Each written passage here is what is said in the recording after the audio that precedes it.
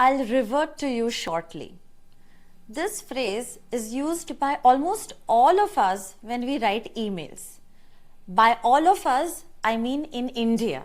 This is a phrase which is very commonly used by Indians, but guys, believe me, and you may be surprised that this is not correct English, because this is outdated and the word revert has a different meaning altogether. Revert means to go back to the original form. For example, ice reverts to water. So in an email, when you write, I will revert to you, I don't think you want to say that you're going to change into that person, right?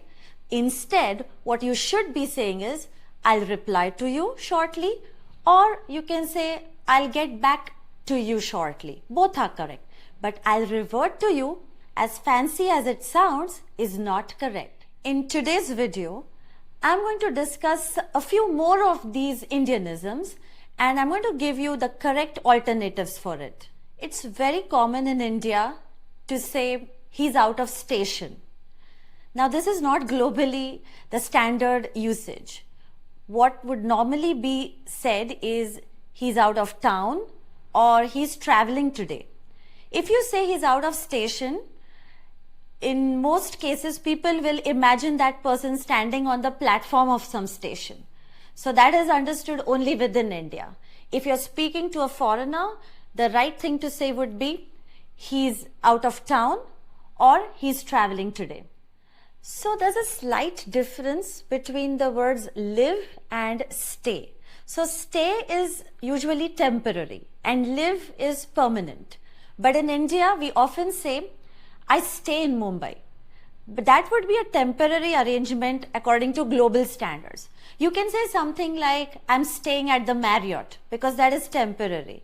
But when you live at a place permanently, it's always live. I live in Mumbai or I live in Pune, unless it's a temporary arrangement. So postpone was a word in English which always existed. We Indians, being very logical, we thought, if there's a word postpone, why don't we add another word to the English language, prepone? Logical thinkers, right? But this is used only in India. But due to the sheer number of people who speak English in India today, it's actually accepted by the English dictionary now as a standard way of saying that you have moved something earlier. For example, in India, it's very common to say, let's prepone the meeting. Maybe a few years back, this wouldn't have been understood by a British person or an American. They would have been confused. What do you mean by prepone? Now they actually understand this word, but traditionally, what they would have said is, let's move the meeting earlier instead of let's prepone the meeting. In India, hierarchy is very important. It's very common to say, my senior told me to do something. Senior globally would mean an elderly person, someone who's above 60 years of age, that is a senior citizen. In India, it is not meant in the same way. In India, when you say, my senior told me, it simply means my manager or my supervisor or my boss. So globally, my senior told me would be confusing for many foreigners. I would advise you to use the words my supervisor, my manager. They're just better. Please intimate me. In India, this simply means please inform me. But outside, it means to be romantic with a person. So be very careful if you're using this in an office space. If you say, please intimate me, it could lead to serious confusion. What you should be saying is, please inform me. That's it. Simple.